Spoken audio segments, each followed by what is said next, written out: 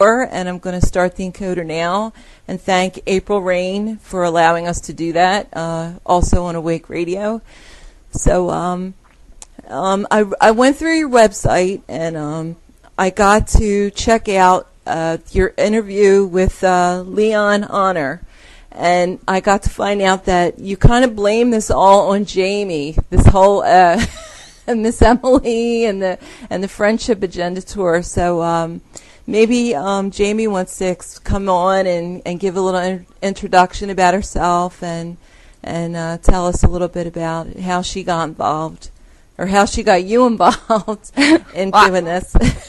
I don't know how this all became my idea, but if you want a little prologue to the bus trip, is we were living in a nice little house in Lawrence, Kansas, and our house was somewhat of a focal point for a lot of activity. I mean, we had so many people come to visit us there, hundreds. We started calling it a bed and breakfast. We had a guest book.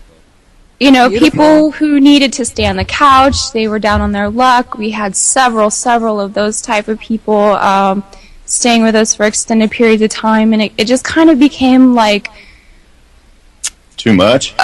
Somewhat of a burden. You know, everyone knew when dinner time was, and we liked to help people and feed them and everything, but it was kind of like we couldn't sustain all these people that were coming by, and sure. we had a little discussion, and he's like, you know, we can't keep this place the way it is, and with the little income that we're getting right now, so what are we going to do? Yeah, so, well, you know, I guess in the way of it being Jamie's fault is that she agreed. I was the one crazy enough to say, okay, let's do it. Yeah, it sounds like a good idea, absolutely. No, it never sounded like a good idea. No, it was that, or we didn't really know, because we didn't have the steady income to keep up with the monthly bills. So we're like, what can we do to not have to pay rent for a little while we save up some money or get rid of some debt or something? So. Yeah, that didn't work.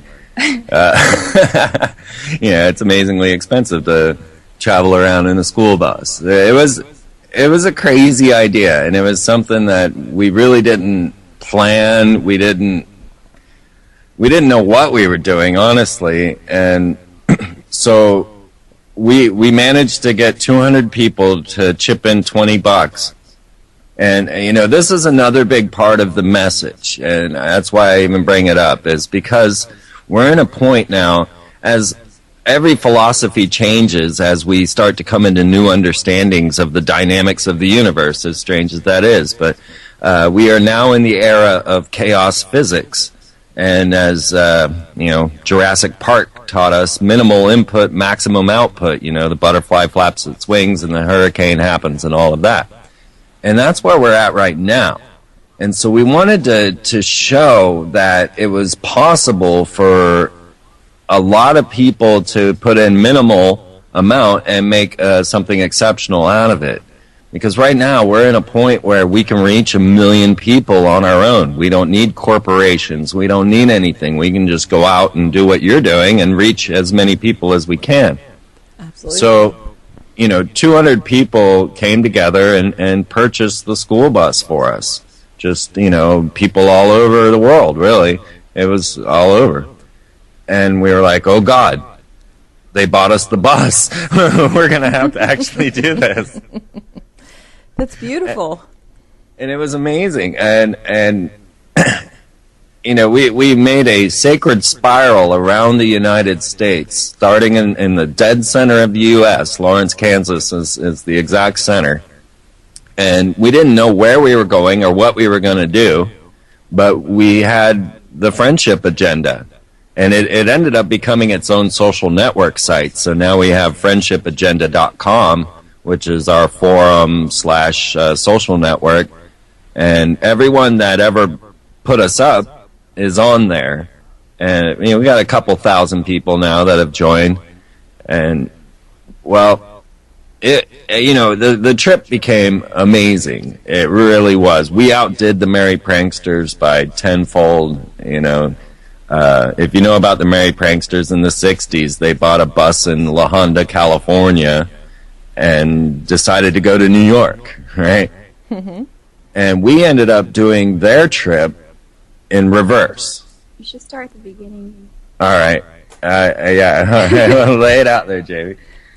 Well, he always likes to make things sound awesome, but a lot of times they're very scary and hard and, really tough on your soul, because here we were, we had to pack up our house and put up all our things in storage, and then we had a yard sale, and it was mostly other people's things that had accumulated when they were passing through. We got rid of all their things, and we had to, put our whole life in a school bus. It was really scary. I'd never done anything like that before. Getting the licenses. Oh, and we had to get, commercial driver's licenses, which was a whole big thing in itself, I actually had 5 driver's licenses by the time we were done. They messed it up so many times. Wow. So we had to go study for our license. We hadn't left yet, and we had to get the CDLs, and we had to move out, so we had to actually stay in the bus for 3 days before we could even drive it to go to take our tests. And we were out, the night before in the Walmart parking lot learning the components of the engine, and what is a slack adjuster, and what is the brake pressure, and what are the running lights, and every single switch and button you have to learn to operate the bus, Mm-hmm. Yeah. So I have a sister who drives a school bus. She loves it. So we all went down to Topeka and took our test on the same day, which was the same day we're leaving to go to Pennsylvania, which was our first stop on the trip. We had our wonderful friends in Doylestown. We were meeting them to have kind of a congress of all our friends and people that we've been working with, called the Type 1 Artists. So we had to meet them by a certain time because they were all going to be there. Everybody was flying in from all over the United States, and we had to be there. We were actually gathering together the collective that we want to make this new television show that we're working on right now, and that is we're going to make a new show for David Icke's new network, The People's Voice. Excellent, yeah. I've been playing his pod. That's brilliant. That's wonderful. I'm glad to hear it. So we set out of Lawrence in late October, and it was actually the day that they had gathered together in the little park here to do Occupy Lawrence, because as we were leaving, the Occupy movements were gaining a lot of momentum, in every city, and so they had one in Lawrence, and that was kind of our send-off on the first day. So we embark on our trip, we get across Kansas, across Missouri, and we get all the way to Pennsylvania, the border of Pennsylvania, and everything is fine, and I'm driving, and then all of a sudden the engine just stops in the bus. Oh. It just cuts out, and we're on the side of the road, broken down, don't know a thing about school bus engines or anything that could be wrong. Our whole life is in the school bus, and now it's not running. Yeah. That could be troublesome. Yeah, absolutely. Yeah, it was a bit heart-wrenching, as we're sitting there in the dark, and the semis are racing past us, and the whole bus is shaking, and I have no idea what to do. And it didn't even say what time of the year it was that you set off on this trek. Was it late October? It was getting late cold. October. Yeah. Yeah. Yeah, it was definitely working. It was cold, and what do you do now? Now you have no home. Now you have no bus, and we're just like, oh no. And I've actually been traveling across the United States since 1993. My very first radio show that I ever did was in 1996. That was at the IMF WTO protest in Washington, D.C. That was right after they had attacked everybody in Seattle, and I went to go take on the riot squads in Washington, D.C.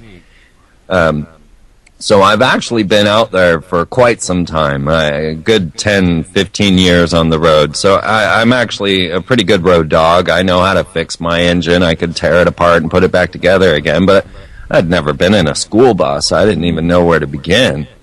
Right. So here we are, needing to get to to what we now call Sassafras Island, and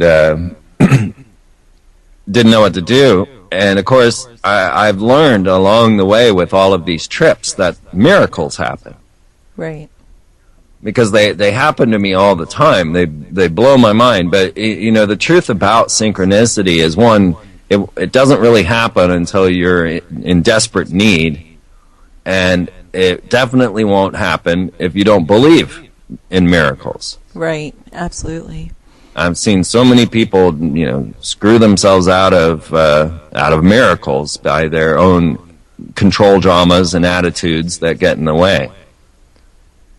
Right. So I'm actually trained, or you know, have a firm belief, a strong knowledge of the fact that the universe is alive and working in our favor. But you really got to be in desperation for it to show itself. So what was happening is we would go uphill and the bus would run fine, and then as soon as the bus started to go downhill, it would just shut off. The battery would shut off everything, and so we would have to pull over and figure out, you know, it was turning over fine, but it's just every time we went downhill, it would turn off. So what we had to end up doing is I would drive, and when we were going uphill, I would floor it to get some momentum, and then when it would cut out going downhill, he was on the floor and he would shut off the ignition, throw it into neutral so we could coast, and then until we got to a hill where he put it in drive again, I turned it over and we, you know, hobbled it all the way across the state of Pennsylvania like that. Oh my God. Well, that's really good thinking though. I mean, it's pretty ingenious to even come up with that. Well, the miracle was that we called the people that we were going to meet, our hosts who were providing the house for the meeting, and he said, well, my job is I have a whole fleet of international school bus engines with trucks, and, you know, that's my job. I own the company. We can do whatever you want. Just get it here. Wow. And that's they decked amazing. it out. They totally decked out the bus for us. I mean, these guys, I couldn't believe it. We came back, we went and had our meeting with the Type 1 artist, and got a lot of ideas together to do now, and we get back to the bus, and they've installed stairs in the back and locks on the doors and welded in our bed for us and put new tires. Yeah. Amazing. That's beautiful. I mean, this is what we need to really be focusing on, because this is beautiful. Keep going. It's so interesting because what we also wanted to show was that even though, you know, the economy might be collapsing or the financial system or whatever power structure you think you're invested in, when you're thrown out there, it's not as bad as you think it's going to be. Right. Let's get Monty involved here. Yeah. What? So the cast of characters was Freeman, me, and our roommate Monty, who's been with us for about 5 years in all different kinds of houses and housing situations, and our little poodle Diva, too. Aww. Yeah, I saw the Piss in the Wind video. That was good. Hi, Monty. Hello, how are you? Welcome. Welcome to Awake. How are you? I'm great, thanks. So what was your position in this merry trio? Well, yeah, I mean, I would take turns driving the bus. Jamie actually never drove again after that. No, I didn't want to jinx it. It broke down on me, so I thought that's it. Understandable. That was pretty stressful. Yeah. But yeah, I would also keep a blog about our trip on the Friendship Agenda site. Right. And yeah. And so, yeah, I was just kind of along for the ride and for whatever adventure came our way. You're also the cameraman, I assume. That's right, yeah. Mm-hmm. Yeah, a friend of ours gave us a little flip camera, so that was pretty fortunate, and so I used that a lot during our trip. Yeah, we didn't even have a camera when we started out Or a computer. to catch all this drama that I'm describing to you right now. We didn't get it until we got there to Maryland. So we were just collecting things along the way, the components that we needed to, you know, document the trip.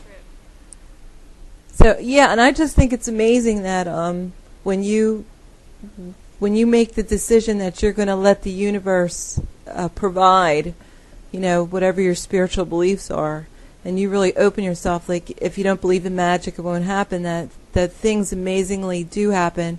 And I just want to throw in an aside. I was in a car accident a few months ago, and as a result, I lost my income, and I was really depending on short-term disability. And they approved me for 2 days because my physical symptoms improved. And over the last 3 weeks, I've been going through the drama of this whole situation. And right before I got to that point of being really emotionally unstable about it, I had this really small voice that said, "You're going to have to leave here." And I demanded. In my head, I said, "No, I'm established. I have friends. I have this nice apartment. I have no income or anything." But in my head, I'm telling myself that there are all these things that I have, and that's why I have to be here. And within 3 weeks of that, and I didn't even pay attention to it. It's like 3 weeks later, I remembered I had that little tiny voice. Everything fell out. The bottom all fell out, and I had some difficulty getting a hold of you guys. But as soon as I resigned to the fact that this is the way it's going to be, I'm not going to fight this. I was in a full-time graduate online school, taking 2 courses. I work full-time. Not going back to my job. I lost. I have to fight the insurance thing, which I'm not going to do. I'm losing my apartment because I don't have an income, and I can't keep taking from people. It's just not fair. Within 20 minutes of making a decision on what I had to do, my sister called me and offered me her apartment. Wow. And she has an apartment over the garage. It's a 1-bedroom, completely furnished, everything. My kids are helping me move out, and I'm just getting resigned to this. And you guys responded, and it was like, well, that's like an answer. That's like the synchronistic affirmation that, yes, this is what you're supposed to be doing, and whatever's going to happen, I need to really pay attention. So, keep telling your story, but at the same time, talk about the little, things that, the little voice or whatever you want to call it, the little magic moments that just sometimes we don't pay attention to.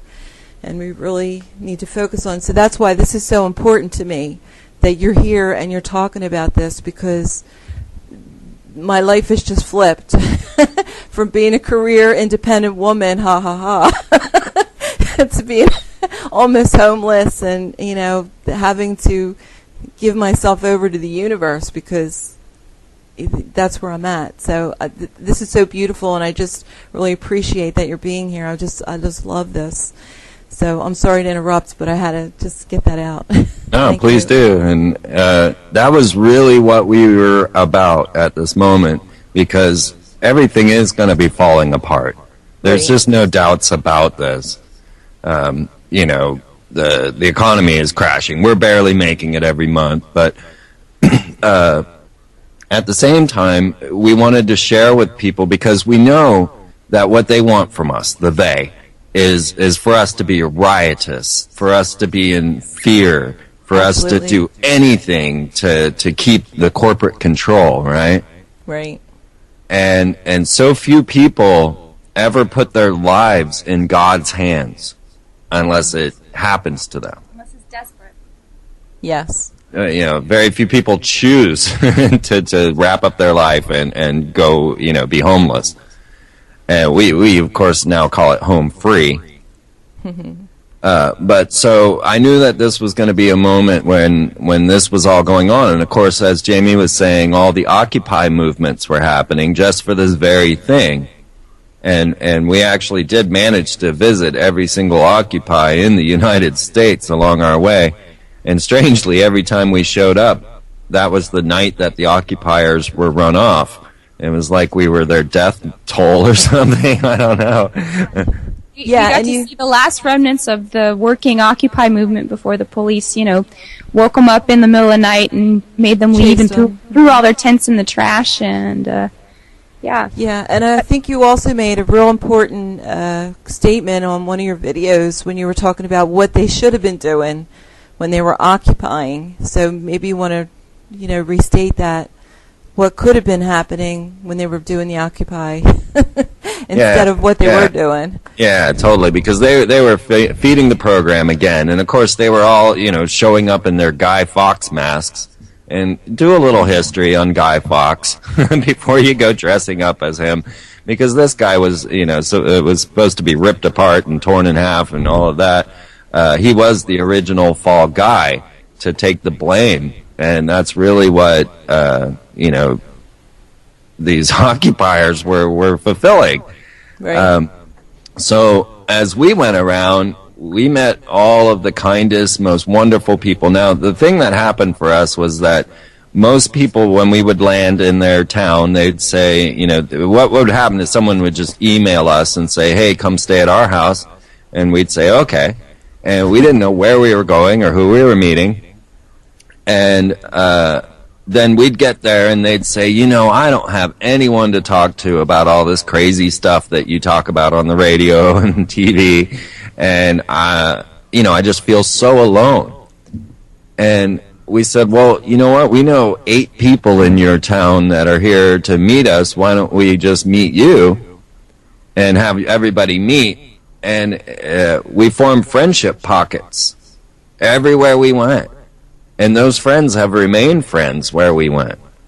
And the truth of the matter is that as the economy collapses or as things just get worse, we want people to recognize the friend that's right next door. Because a lot of people actually weren't even talking to their neighbors about the weirdness that they knew about. And once they hung out with us for a minute, they found out that they were all into it. Like they hadn't talked to their neighbor. They keep this kind of weird stuff to themselves. And then realize that, everybody actually is into talking about this weird stuff. So we were kind of a conduit to share this. So we made these friend pockets everywhere we went, and those friends have remained friends, and that's really awesome. And we wanted to really share the synchronistic connections of it all as well. And that's not really something that you can show someone too much. It was actually kind of hard to relate that on film even, because we broke down a couple of times. Yeah. Actually the second time we broke down, we were in Crowley, Louisiana. On Friday the 13th. Yeah. And I don't remember the problem. Oh, it was the starter. Okay, so the bus just wouldn't start. We had pulled over, slept at a truck stop, got up, tried to leave. It was freezing in the morning, want to heat up the bus. And just wouldn't start. Click, click, click, click. Oh, crap, we're dead in the water again. And we're just in the middle of nowhere, like I said, Crowley, Louisiana. Who ever heard of that place? So they pop up the hood, and they're all looking in the hood, trying to figure it out. And out of nowhere comes this guy, just drives up and says, hey, you need help? And we're like, yeah. So they're working on it. They couldn't figure it out. And I think he had to go across the street and buy some new batteries. Well, we actually had to break out the binoculars so that we could see the phone number of the shop across the highway, right, Monty? Right. Yeah. So we got some new batteries, put those in. That didn't work, and so we're like, oh, now what, And then I guess they just figured out it was the starter, and you just have to bang it so it would connect again. Yeah. Good job. The old Bendix. Yeah. So that was one time, but the next time we broke down, we were in New Mexico. Where was Carlsbad, New Mexico, about to go see the Carlsbad Caverns, and we lift up the hood again. Oh, I noticed something dripping from, the engine, and so we lift up the hood, and these little parts are laying on the engine. What were they? They were belt pulleys. Strangely, they had just remained right there in the engine. But I didn't know what to do with them. Yeah, so he's sitting there with these 2 parts in his hand, wondering how this all goes together, and this guy drives up in a white truck behind him. Hey, you need some help? He comes and looks in the engine. He's like, oh, you need this, you need a new bearing, and you need this. I'm going to take you to the parts store, and then I'll take you to my friend's shop where he can fix the bearing for you, and I'll bring you back. So he drives us all around Carlsbad, New Mexico, fixing up, the part for us. Come to find out, he's he's like, well, don't worry about me. I won the lottery, and there's my house. And we were driving, and he's like, there's my wife's house. And to come to find out, he worked for the NSA. Yeah. And he was a Native American, ex-military, ex-Black Ops. What? Yeah, NSA in China, I think. Yeah, so he's like, this is very interesting what y'all are doing. I don't want any money, because I have all the money I need, but I'll take a DVD from you. Yeah. So it's just like every time thought we were dead in the water, it was like someone walked up right behind us not 5 minutes later and sorted it all out for us. How beautiful.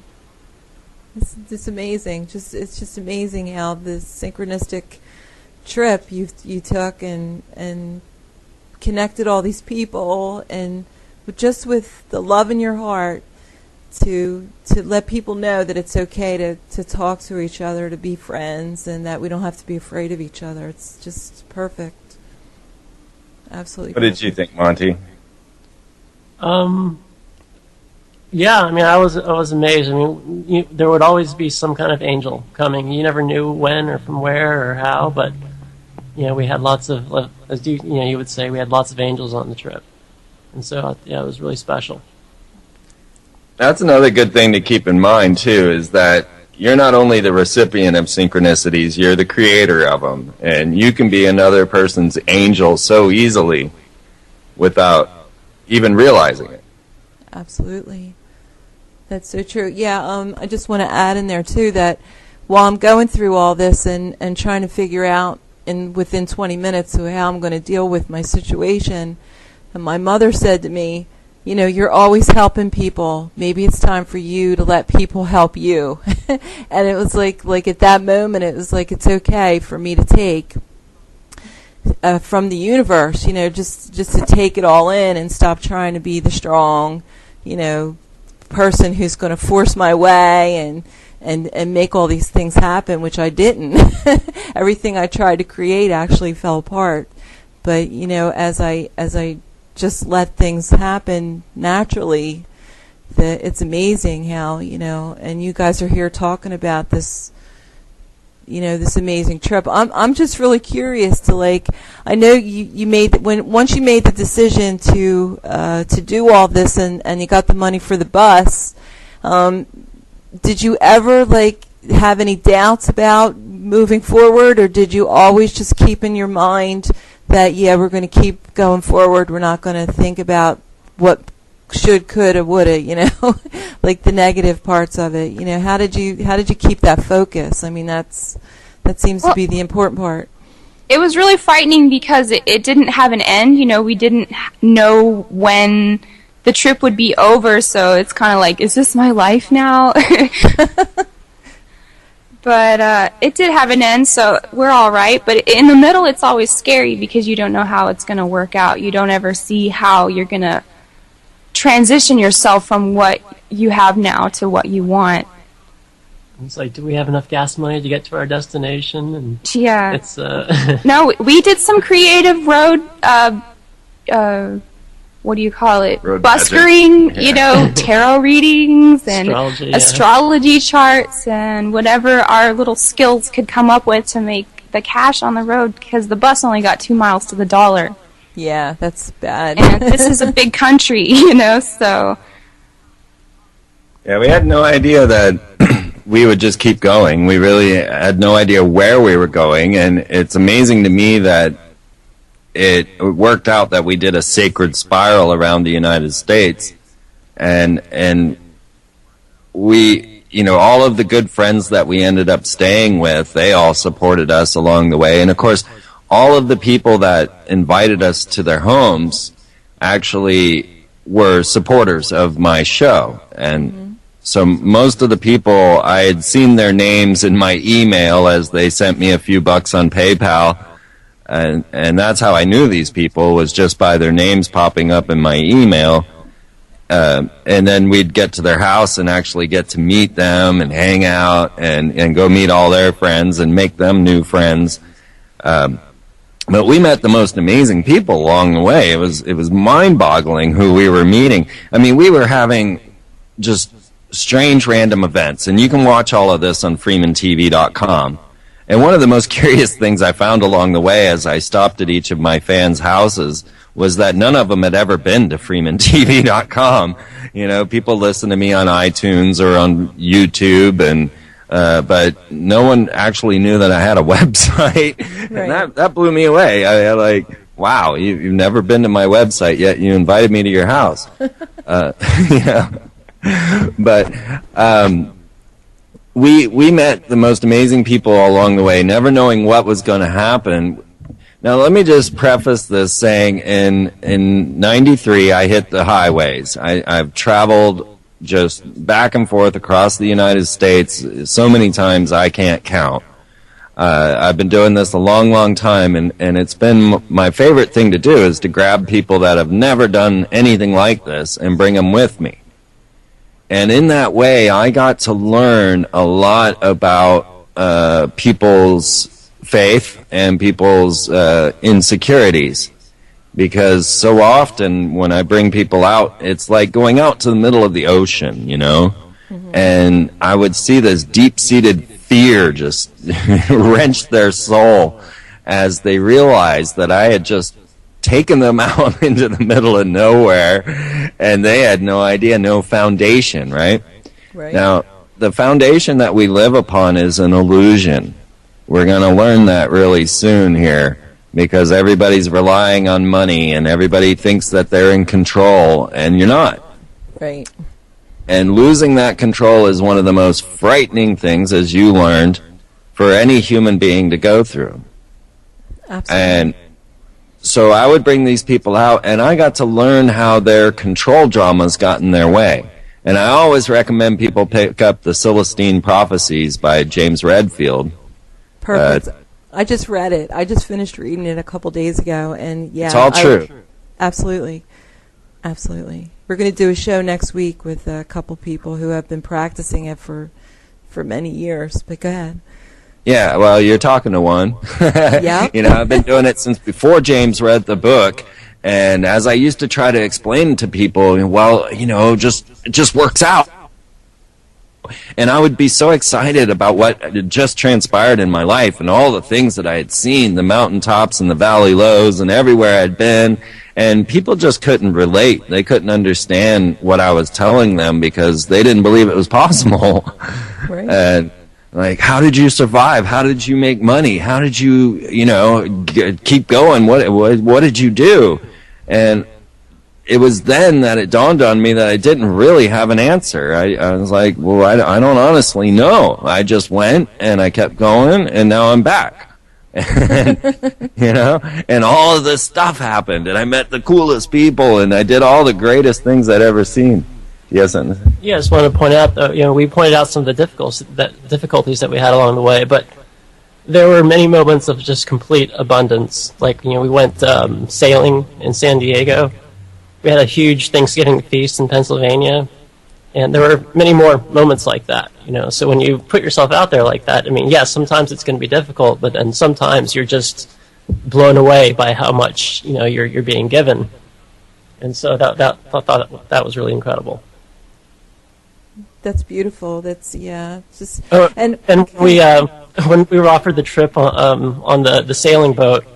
I think Jamie's mom was a little worried because we got this offer from this total stranger to take us out on a boat, and so she was worried that everyone was worried. Everyone's like, a stranger's gonna take you out on his boat in the middle of the ocean. Aren't you scared? Aren't you think he's gonna dump you out there and kill you for everything you know? I'm like, no. But people that we had just met and we told, oh yeah, we're going on a boat tomorrow, and they're like, oh, aren't you scared? And I'm like, it never occurs to me to be frightened of these kinds of things. I'm never scared of strangers, really. Right. We don't need to be. The only scary people are the ones on television. The make-believe people in the stories, When I was in work, people would be watching TV because they have televisions where I work, and there would be the news, and every night, it's something dramatic and horrible. And I would just say to them, does anything like that ever happen in your neighborhood? And they look at me like their eyes would pop out of their heads, and then they'd have to say, well, no. I said, do you know anybody that anything like that's happened to? And they would say no, and I would say, well, how do you know that's even happening? And then they would really know I was crazy, because I'd just be like, I know this stuff because I've been focusing on the politics of it, and then I got into the spiritual and the occult and the esoteric, and I'm coming full circle. I'm going from being a sheeple, whatever you want to call it, to being a person who's really going to just give themselves to to the universe, to God, whatever, and just live life as it comes. I'm still scared, but things are going to happen. So I've always been that way, where I've always been telling people, this is what's really happening, and that's not really true. And wherever I go, people roll their eyes. They're like, here she comes again. She's going to tell me some crazy stuff. But it's never true. It's when they're watching television and listening to all the horrors on the news. How do we know? Like, most of that isn't even like psyops. Like, they're just planning stuff. Like, we know the Boston bombing was made up and all this stuff. So like, and I live in Pennsylvania, so it's constantly. I don't even watch television anymore, so I don't even know what's going on. But I know I'm digressing, and I'm sorry. Oh, no, that's all true. And, the TV is totally engineered to disrupt the family core, to make you distrust everyone around you. Absolutely.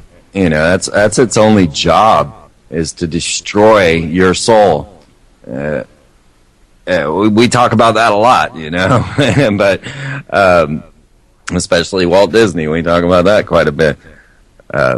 But yeah, that's the whole thing. Is that one, people are afraid to do this. They need to read the Celestine Prophecies, because that was the one thing that answered all my questions. When people would ask me how I did this, and I would go, I don't know, I have no idea. And then that book came out, and I said, that's what I'm doing. Just opening my heart to the people around me. And I quit the real world in 1999. It was all becoming too surreal for me at that point, as I was watching the Y2K thing build up, and they were going to cap the Great Pyramid with gold, and everything was going crazy. And I was like, you know what, guys, this world isn't real. This illusion that we're putting in front of us is just not real, and I'm not going to put up with it anymore. I was actually working at Kansas University, and I just quit. And they were like, "You're just going to give up a Kansas University accreditation?" And and I was like, "Yep, I'm outie, man. I'm never coming back." And I haven't. Ever since then, I've just been doing this. So it like opened a whole new realm for me, and a whole new world. And that's what people don't realize. We say, "Quit your job, save the world." And a lot of people don't understand that, because we live in a money-dominated system, and they're like, well, then what do I do, right? But it's not like you stop. Well, humans create. That's the key factor here, is that humans never stop creating. That's what we are. We're made in the Creator's image, and we are creators. And so that never ends. You're always looking for some other way to get your ego out, to get your perspective out, and to create, because everybody creates. So when we say something like crazy, like quit your job, save the world, it's really more the concept of stop serving the corporations, stop trying to serve this master, and start to find your sovereignty. Right.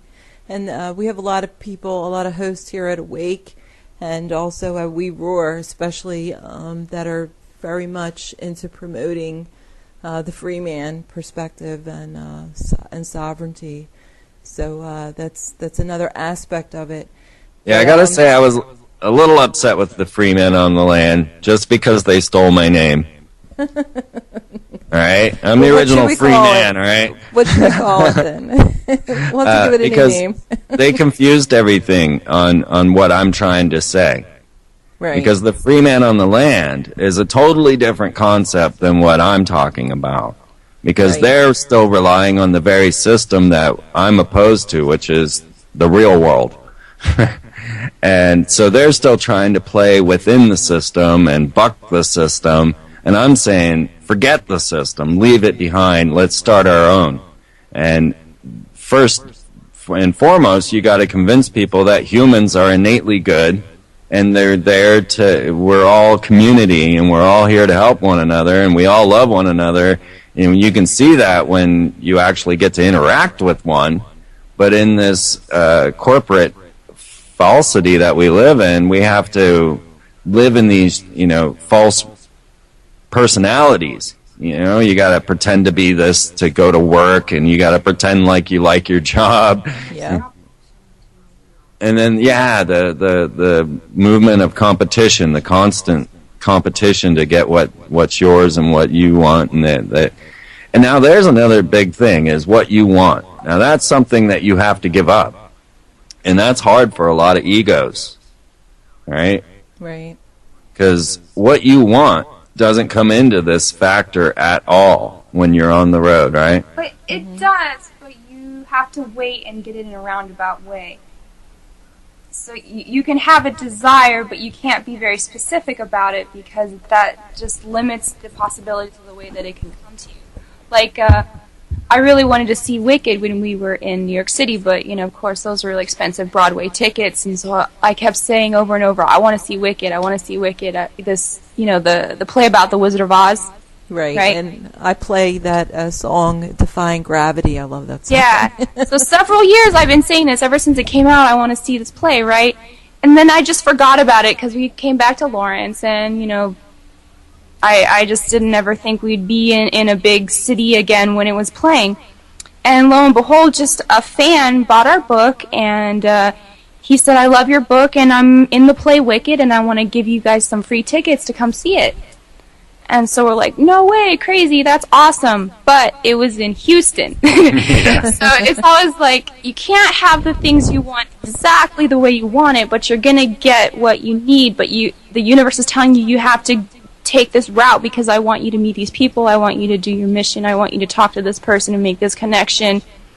And you're going to get it, but it's going to be this way because you're going to have more fun and it's going to be more beneficial to everybody. So we did a little trip to Austin where we gave a talk at a bookstore, and then we went to Houston and saw Wicked for free. But that really blew my mind. I'm like, yeah, you get what you want, but you have to wait for the right time and the right place, and it'll all work out.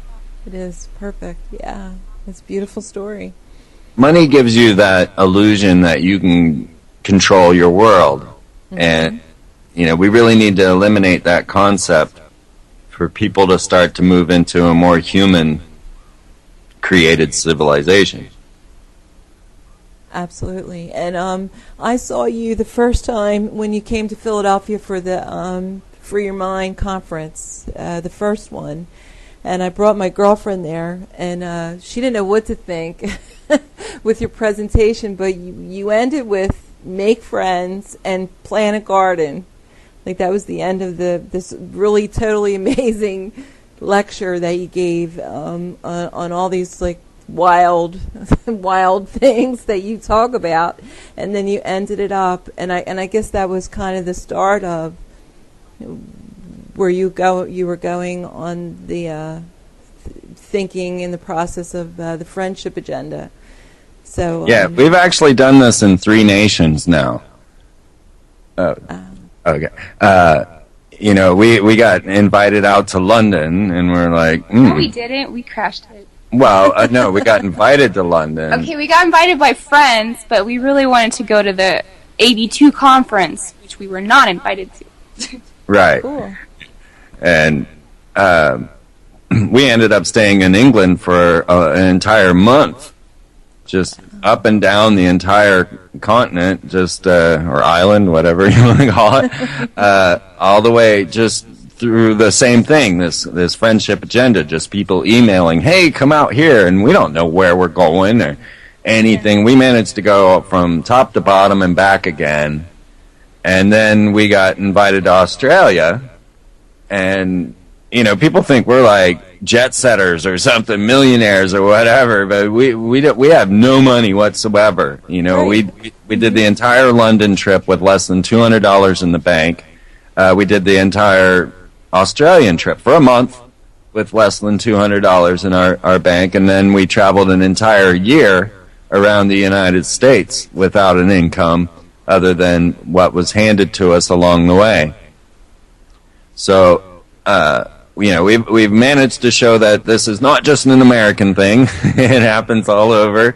Maybe not in Sweden. I don't know. They seem to be a little more uptight there, but we'll see. We'll get there and give it a try. I don't know why that came out. Jerry's looking at me weird.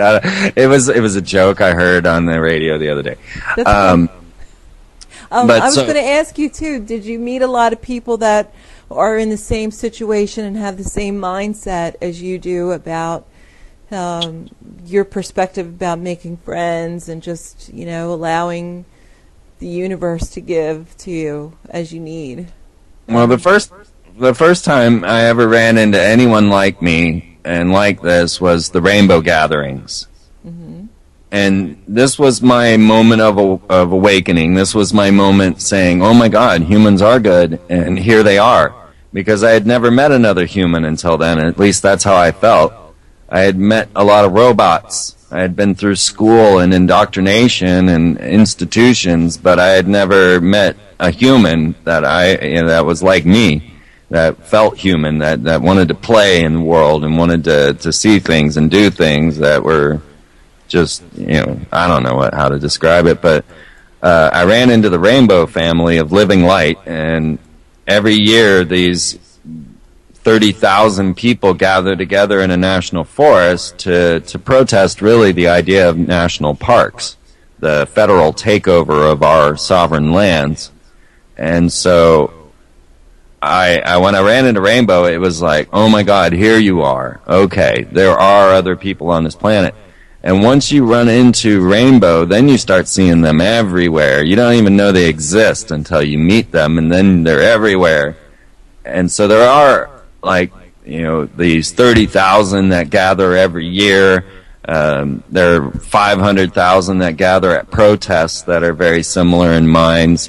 And usually for a protest, when I go to those, they're not usually to actually protest, but to just hang out with these like-minded people, because after being in front of so many riot squads and doing so many of these things, I found that they're completely pointless. Protesting is completely pointless. And also, they say on Star Trek and on Fringe that resistance is futile. And this really struck me hard, though, because I realized it was true.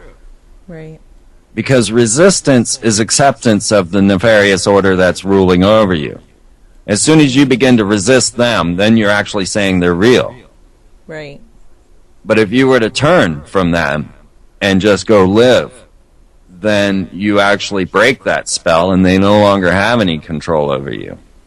That's a perfect point. That's absolutely, and I think we're all at the crossroads now that although a lot of us understand the diabolical nature of our reality and the things that are happening, we have to kind of make a decision once we get there to not get attached to the fear and the anger and all that other stuff, and start to look at well, how can I make this better? What can I do to change this first within myself, and then then it'll transfer all around me. So I think that's where I'm at. I think I understand the conspiracies. I understand, the horrors that are happening all around the world. But I think, too, that when we focus on them, I think we're really manifesting them. I just have this feeling that is a participation. They just put the pictures out there.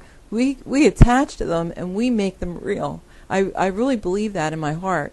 And I'm trying to articulate how to move away from that, and having you here and talking about the friendship agenda and your own experiences, I think is really trying to help to get that discussion more clearer. Well, that takes us back to what you were asking about the Occupy movement and what they did wrong. Mm-hmm. Because if you go to the Miss Emily, it's MSMMLE for the Mystery School Mobile Media Lab Experiment. That's what we called our bus. If you go to that link on my website on freemantv.com, check out the Miss Emily trip. You can see all the people that we met, and you can see all of the different Occupies that we went to, which was pretty much all of them. And you'll see just a bunch of angry people just shouting and yelling and in disharmony, and none of them had a unified front. None of them knew. And what we realized is these people have been sitting here for a month, if not longer, and just up the street, our friend is running inner city community gardens. Now, what if these Occupy movements had actually started to transform the land into something that supports human life, and instead of sitting on this concrete yelling at people that don't care? I'll tell you, in New York and D.C., even in Philly, everybody just walked past like they were a bunch of hobos, and that's what they look like, honestly. Right. And they weren't doing anything to make the world a better place. Well, if you're there, like, rallying and appealing to authority, you're still in the trap, I think. If you're out there demanding your rights, you still don't have any rights. But if you if you begin to start to transform things, I started Gardens Not Lawns way back in the 90s, and that really took off. I'm really excited to see people picked up that banner and just started going with it. And as you can see, the authority figures are totally opposed to this idea as they start to ransack all the different organic gardens going on and all of the community gardens going on, and they're arresting people in Texas for sharing food and things. This is the strongest power we have, is to release the food. So we started, as I said in the Free Your Mind 1 conference, is overgrow your government. Beautiful, yeah. Okay, it's 5 of, and I was going to ask you if you'd like to take a little break, and then we could come back. Would that be okay? Yeah, it sounds great. You see what sending out them negative waves did, Moriarty? But oddball, I did try and tell them, but they won't listen. I tried. Sure. But I did try. Oh, man. Don't hit me with them negative waves so early in the morning. But I can't force them to listen. I can't. Always with the negative waves, Moriarty. Always with the negative waves. Have a little faith, baby. Have a little faith. But I keep trying. Oddball, I keep trying. But they won't listen. They won't tune in. They really won't. Why don't you knock it off with them negative waves? Why don't you dig how beautiful it is out here?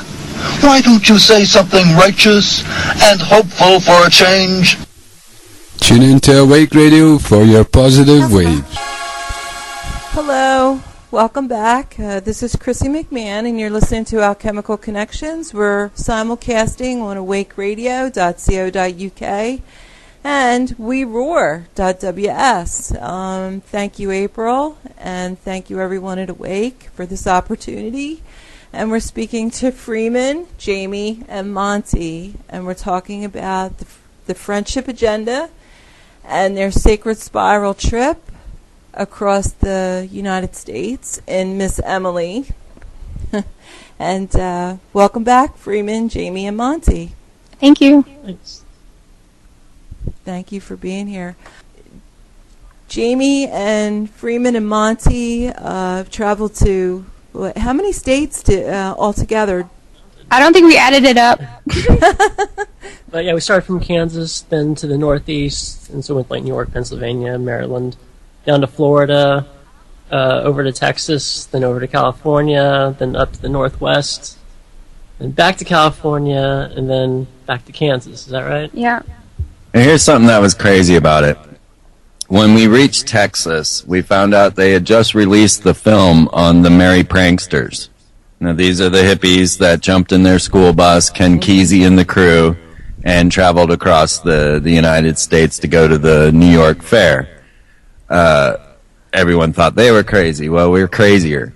But we got to Texas, and we heard the magic trip was out. They had made all the footage from their trip and made a movie out of it.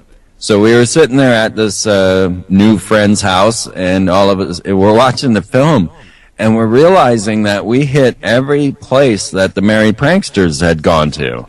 And we're like, oh my God, we were there. Oh my God, we were there and there. And without realizing it, we had done the exact same trip, only more, in reverse. Reverse, yeah, I heard you say that, yeah. Perfect. And so, to the point where we ended up at a party in La Honda, California, and I was given a book about Ken Kesey. Jamie opened it up, and it says, and we bought the bus in La Honda. And we're like, what? We had just completed their trip without ever realizing it. And honestly, I think we were the most amazing thing to happen on 2012. And I hope we get to make a movie out of it. Yeah, he kept saying, I want to see something weird. I want something strange to happen, you know. I want to see something amazing. And we never saw anything that was more weird than we were. Oh, so. I don't think you're weird. I think you're amazing, though. Absolutely amazing. To even come up with this, and then to trust yourselves and the universe to provide. It's just amazing story. Just is there any one place that I know you said you went sailing? That's pretty beautiful, and having Thanksgiving in Pennsylvania. Was there anything that really stuck out about any area that you went through that just was like something you didn't expect, or just? Well, I really enjoyed Mount Shasta. Yeah, absolutely. There were some really beautiful spots there, and I guess Freeman will tell you about running into one of his fans at the grocery store. Oh, right. Mount Shasta's amazing. It's just full of, like, free-spirited travelers and kids and what we would call hippies, or we would call rainbows now. Just so friendly, and, like, the energy there is really magical because there's all these weird groups that have converged on Mount Shasta. They have the Lemurian legends, and they have the Saint Germain I Am Foundation there, where we actually stayed for their annual pageant, I Am pageant, where you saw Jesus resurrected. Oh, we saw him crucified actually when we went to Florida. We were staying with Freeman's mom, and our friends that we had met in Washington, D.C., they were coming to vacation in Florida, and they said, where do you want to go? And we're like, well, we've never been to the Holy Land experience. Have you heard of that? Yeah, only through Freeman. So that was a very interesting, eye-opening day. That's a theme park owned by the TBN network, Trinity Broadcasting Network, and their crest is exactly the same as the Queen of England crest. And so there's a lot of, I think, some mind control going on in that theme park for sure. But every day they crucify Jesus at 2:30, and you really got to get in line to watch. That's for sure. Oh, it was packed. I mean, there was standing room only. Everybody was recording it on their iPhone. It was kind of surreal, see this Jesus reenactment, and everyone's holding up their iPhone recording it. Amazing. What to say to that? The crucifixion was the only thing missing from the life of Jesus, so that was kind of interesting. The I Am took 4 hours to explain the entire life of Jesus, but they left out the crucifixion, but they put in the resurrection. So we thought that was really interesting. On one side, it's all about the bloody crucifixion, and then on the other side, it's all about his life and, resurrection. Beautiful. So, yeah, I was going to say, what was the importance? Because I know you really stressed that you got to see Saint Germain. And oh yeah, so Mount Shasta is amazing. If you've never been there, you have to go and just throw yourself into it, because we were. It was kind of a low point for us because we were very, very cash poor at that moment, and so we were just kind of a little bit stranded there. But it was nice because Mount Shasta is a national forest where you can pull over and sleep, and no one's going to bother you. Everybody has that right to camp wherever they want there in the I want to say that, taking a school bus was kind of a faulty move. It was a great symbol, but because we ended up staying in homes everywhere we went, we never actually stayed in the bus.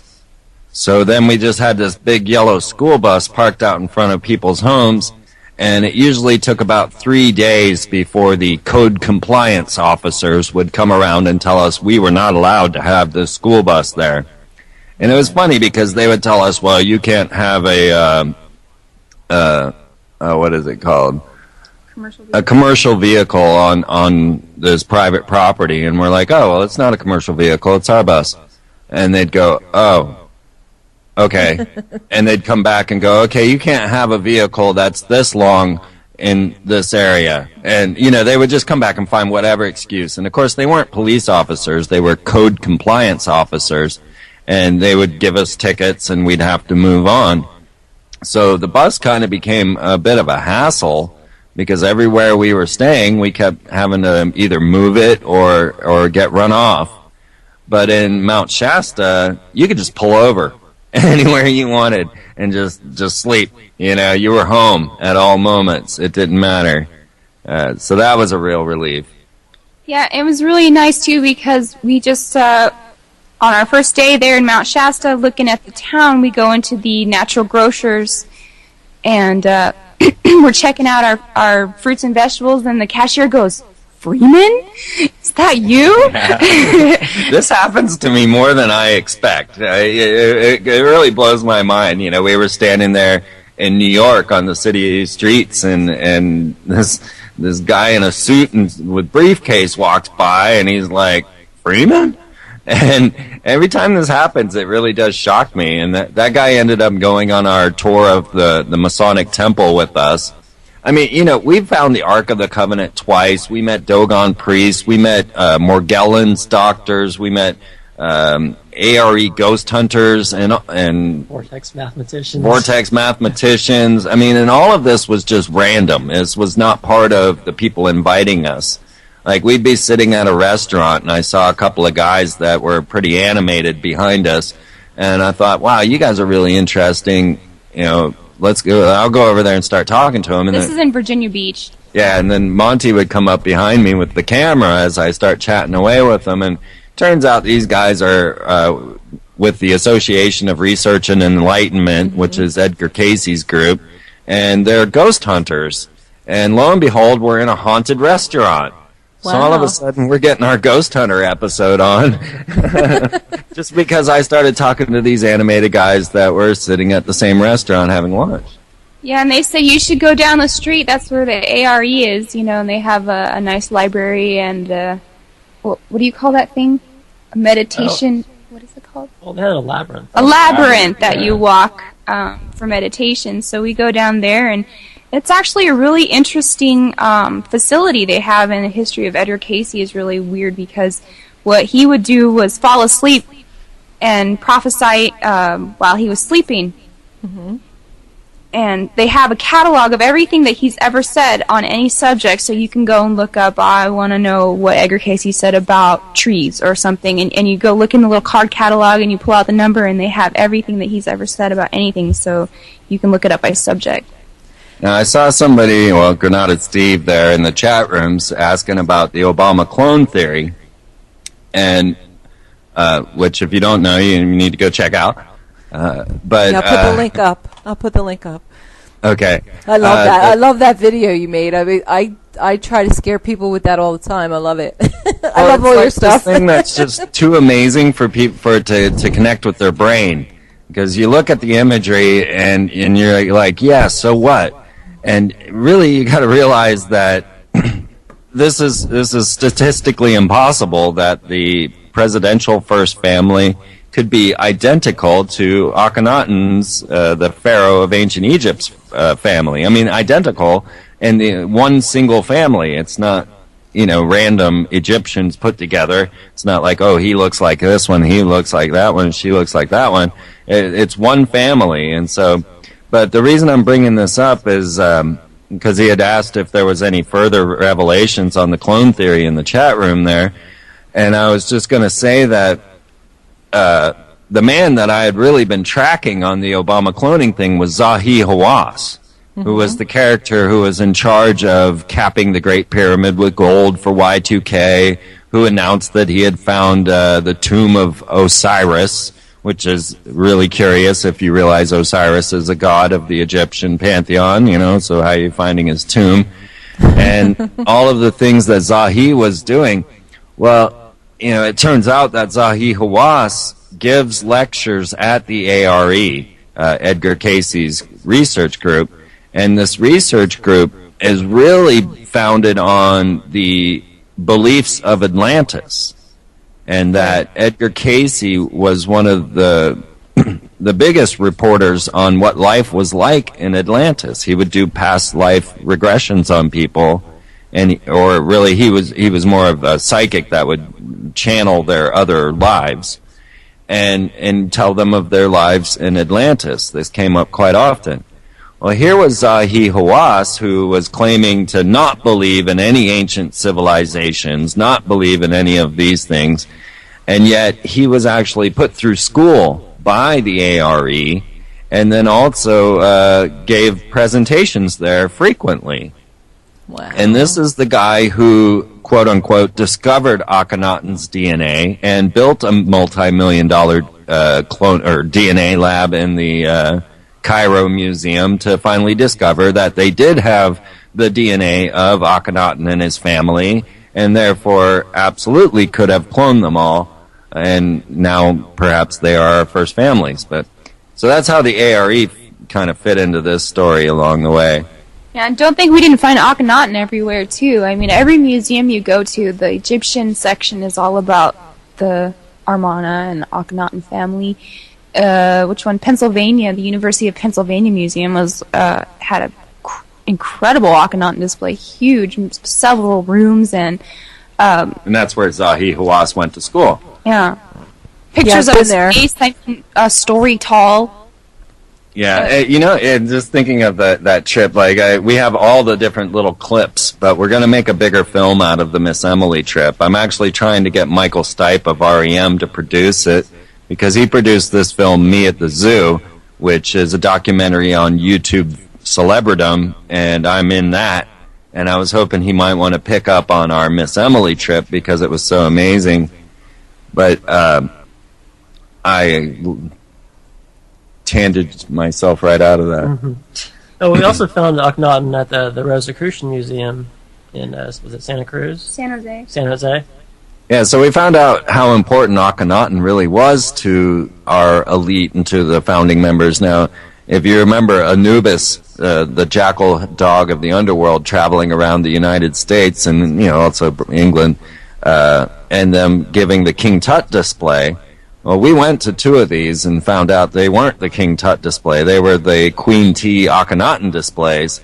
And, of course, that is Obama and Michelle, Barack and Michelle, to a T. Yeah, it's amazing. How did you even come up with that? I mean, how did you even, were you just you just looked at it and it caught your eye and you just put one and two together? I mean, how did you even think to even go there to do, Well, let me say that on my third television show, so a lot of people actually dumped Freeman after he started talking about this crazy whack theory. It went over the top and over the heads for most of the people. Now, I'm trying to convince people that this is a serious issue for our 21st century generation. We need to start talking about human cloning and mind transfer technologies, because that's the path to immortality, and it's right at our doorstep. So I thought that this was a great way of showing the perils of human cloning. But the truth is, back in 2006, I made the show Return of the Nephilim. And in that very first, that was one of my very first films, I was telling you about this article in Nature magazine that they had cloned a cell from a mummy from Akhenaten's period. Now, realize 2006, we had never heard the name Barack Obama. So I was, I knew about this since 1985 and have been talking about it for all this time. saying, I think those pharaohs are coming back. But I didn't really think I would be trying to prove it to the world in the next presidency. So here in 2006, I'm talking about the fact that we can clone mummies, and then by 2008, I realized that, oh my God. Well, it wasn't just me. There were a number of people that had noticed how similar Obama looked to Akhenaten. William Henry was one, but I wasn't aware of him. I mean, I wasn't aware of him saying this. I was aware of William. We'd already met. But, so somebody suggested it to me, and I went and I looked, and I said, oh my God, this is real. So I cut the Time magazine picture in half, and I cut the Akhenaten face in half, and I stuck the two together, and they were an exact match. And I was like, my God, this is mind-blowing. So as I started working on that, I was trying to announce to the world that the next threat was going to be asteroids, because I was following Carol Rosen and what she had said about Werner von Braun, that there would be the Red Scare, terrorism, asteroids, and aliens. These would be the threats that brought about global dominance. So I was saying the next threat will be asteroids. So I put this picture together of Akhenaten and Obama, and I put an asteroid hurtling towards his head with all the people running scared below. And lo and behold, if right after I put that out, actually a few months after I put that out, they announced, oh my God, there's an asteroid hurtling towards planet Earth, and it's going to destroy all life in 2029, and we don't know what to do. And the name of the asteroid was called Apophis. Right. And this blew my mind. I mean, I was, my jaw's just dragging across the floor as I realized that Apophis is Akhenaten's Satan. Right. So all of a sudden, I had kind of put this Jesus-Satan picture together without even realizing that the asteroid was named Apophis. They didn't announce that till months later, although Russia had been talking about it. I had never heard about it. And then I won't go to the SG-1 thing, but so as I start to get to the deeper into the puzzle, somebody writes me and says, well, you ever noticed how much Michelle looks like Queen T? And I was like, who's Queen T? And it turns out to be Akhenaten's mother. Mother, yep. And oh my God, that was even more exact than Obama and Akhenaten. And as I was doing the artwork with Michelle and Queen T, Jamie's flipping through the Pharaoh book, and she's like, you're not going to believe this. And I'm like, what? And she's like, look, he's depicted with two daughters. So I go and I gather the two daughters' busts, the ancient Egyptian faces of Merita Ten and Aksunamun, and lo and behold, they're Malaya and Sasha to a T. So it just kept unfolding. But the reason that I was able to follow the thread was because I had already been considering this concept since the moment they announced that they had cloned a mummy back in 1985. Now, Nature Magazine and Wall Street Journal, these are no jokester publications. This is real stuff. Right. Yeah. And then he announces he has a DNA lab he just built under the Cairo Museum. And hey, look, I actually have Akhenaten's DNA. So when I put together the whole Akhenaten-Obama cloning theory, they had not yet announced that they had Akhenaten's DNA. And it was only, almost a year later that they announced they had the DNA. And when questioned, Zahi said it was a national security secret. Because, this has been a mystery for over 100 years. If we had found Akhenaten's mummy or not. It's just amazing. Yeah, I'm getting your videos and posting them on the chat. Cool. Yeah, So we live in amazing times. This is an amazing time to be alive, and I hate to see everyone trapped away in their stupid corporate jobs and having to pretend like life on Earth is normal. Right. And it's not. It's absolutely wild. The things that are happening is just I say diabolical, but it's like, is there a better word for it? But there's also wonderful things happening. I mean, that's only just one small aspect of it. But there was another question in the chat, and before we go off of the clone thing, you also followed the Michael Jackson death tragedy drama, whatever you want to call it.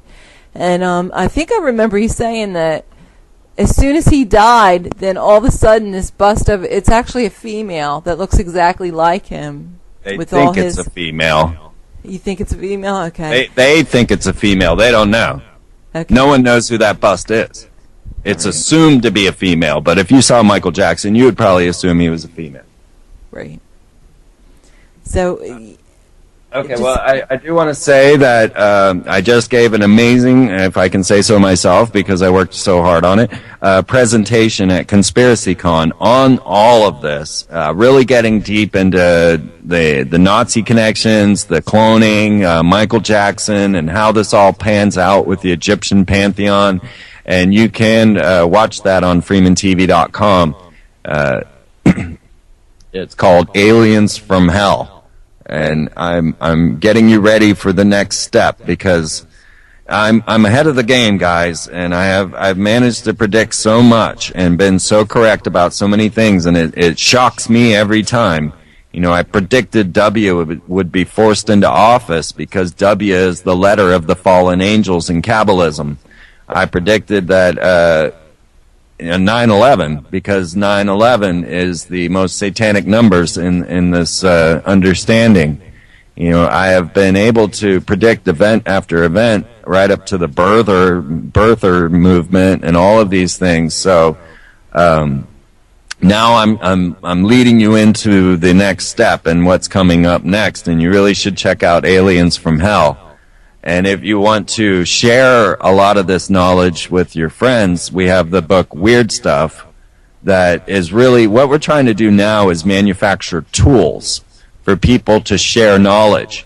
We feel like there's enough people out there on the ground running around covering the data. You know, you've got all these different podcasts and everything that you can get hours and hours and hours and hours of data. I mean, you could spend the next decade of your life on freemantv.com and never listen to the same thing twice. So there's plenty of data. So what we want to do now is make tools for people like you to be able to share this data to people that aren't really ready to receive it. So we titled the book Weird Stuff so that it was a bit innocuous for them and they could pick it up without feeling threatened. But I guarantee you they're going to totally learn a lot about their world by starting Weird Stuff. And we've got part 1 out now, and part 2 is coming hopefully in the next few months. We're trying real hard. It takes a long time. But so you definitely want to check out Aliens from Hell and pick up a copy of Weird Stuff, because 1, this will fund our next projects to build these tools of understanding for people, and 2, you'll have these tools to share with your friends. So we want to get this new TV show going for the People's Voice on David Icke's new network, and we need your help to do that. And you can do that by purchasing Aliens from Hell or Weird Stuff, and these will help you greatly. So the whole Michael Jackson story is in the Aliens from Hell talk, with way more in depth than I could get into here and now. Absolutely. But it is a mind blower. And if you go to a section on my website called Weird Videos, you'll find the videos of Michael Jackson climbing out of the back of the coroner's vehicle, the very videos that show that he wasn't actually dead. And yeah, it's pretty wild. There's another question. Truth asks, what is Freeman's take on Patty Broussard? I don't even know who that is. Patty Broussard. Well, I haven't honestly followed her yet. I've been watching a lot of the solar stuff that's going on, and I want to get into whatever she is saying. I did follow a little bit. Now, the truth is, okay, so we're looking, here we are post-2012. We skirted the catastrophe, you know, there wasn't anything. Everybody's a little bit disenchanted now that there was no end to the world. And, of course, I've been through so many... Yeah. Yeah, it's kind of funny, right? Like, damn, didn't happen. And I've been through so many of these end-of-the-world scripts, from Y2K to the Jupiter Pearl, threat of being hit with asteroids, to the polar flips. And you can actually see the polar flip maps on my website if you want to know where the safe zones are. And but what we are watching is something phenomenal that's going on in our solar system. Now, a lot of people attribute this to a Planet X theory. I've never really been a Planet X follower, although I have read everything Sitchin has ever written. I just didn't find the math to work out. I didn't really, just all of it didn't jive with me. But the concept was there. The idea of a second body in our solar system that's causing havoc every few cycles, because we do have these cyclical catastrophes, and where the entire world gets wiped out. You got your biblical flood or things of this nature, which seem to be at the fall of Atlantis around 10,500 BC. A lot of people agree with this, and a lot of evidence to show that there absolutely was some sort of major catastrophe at this time, a flood. Or then you've got flash frozen mammoths and things of this nature. So, what I started tracking the ideas of what could be causing this, and yeah, Planet X is definitely one idea, but it didn't seem to be what I thought was the real problem. And I found the concept of the binary star to be more believable, and because most of the stars in the solar system are binary. So if we had a second sun, which follows all of the symbolism of the elite, of the brotherhood, the second sun symbolism, this would explain the heating of the planets, the reason the sun is erupting in weird ways, and all the things that are going on. And there is a sun that is believed to be our binary star, which is called G1.9, and strangely it looks exactly like the Firefox logo. And I thought that truly intriguing, being that Fox equals 666, and how this whole story has been panning out. And that's about all I could say about the Patty Broussard story, because I haven't read into her yet.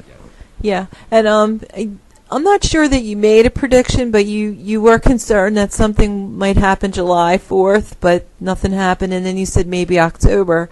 And No, I didn't change that at all, just to be clear.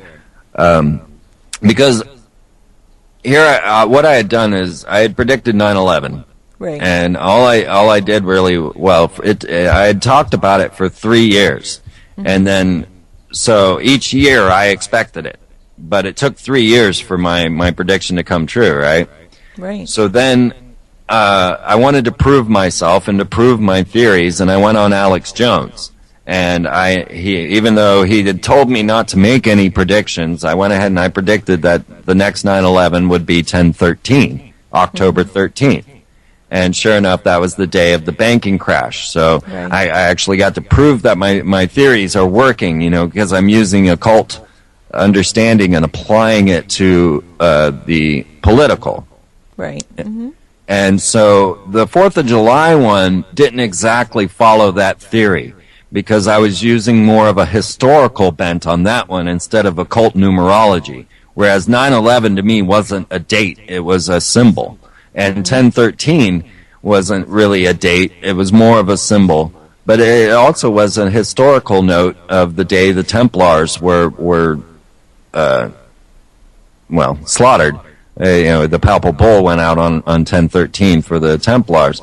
So this was how I was making these projections, and so I'm looking again, and I'm seeing the Temple Mount as a prime threat for World War III.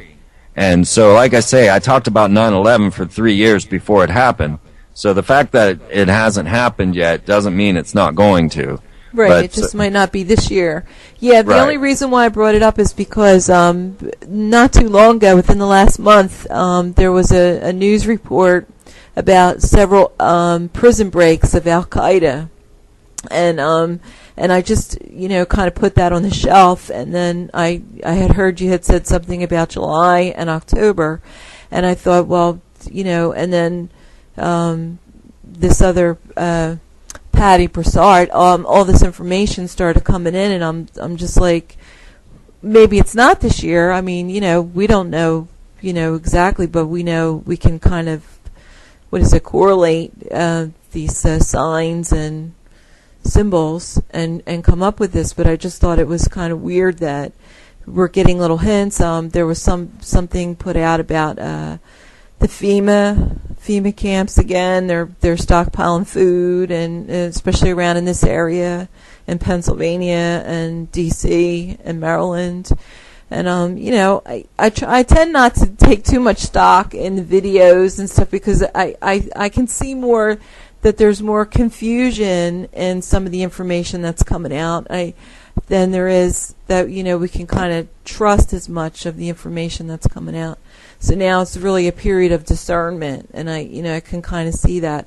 I've been doing this for 7 years. I've been, like you said, every night when I was supposed to be sleeping, I'd be up watching videos, mostly your videos or Michael Tessarian or David Icke or, you know, something like that, and really trying to study and reading books and things.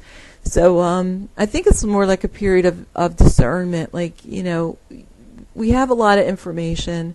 There's, you know, a lot of things going on, and I really feel like it's a time of community building. I really think that it's time for us to gather together, use our skills, and, you know, and build a community of that really is like-minded. The most important thing. That's what I feel. That's what I really believe. Yeah, when people are asking me for solutions, I always say, have a block party. You know, and it seems so simple, right, Jamie? You know, like, just these simple answers don't seem to fulfill their need. They're like, no, we need to go, you know. All my solutions are way too easy. No one's ever going to believe it. That would work.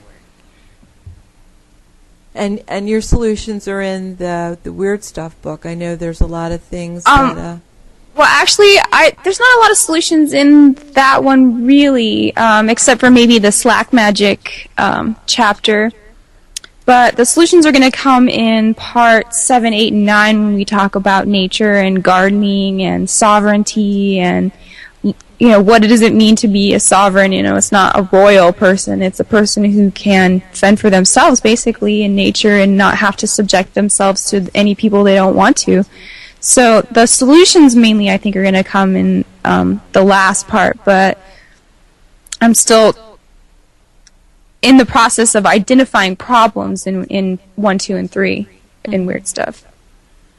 That's wonderful. And I did get to meet you at the second Free Your Mind conference, and when I purchased the book, and I found out that it really is your brainchild. It started out as an encyclopedia, and you could just explain how you got into this information, how it's a familial kind of a thing. Yeah. Well, I wanted a project, and I wanted to be able to, like I said, make a tool that that you could share with other people, an easy way to get your foot in the door of approaching these topics, because a lot of people just don't want to hear it. They think you're nuts, and they think that they know everything.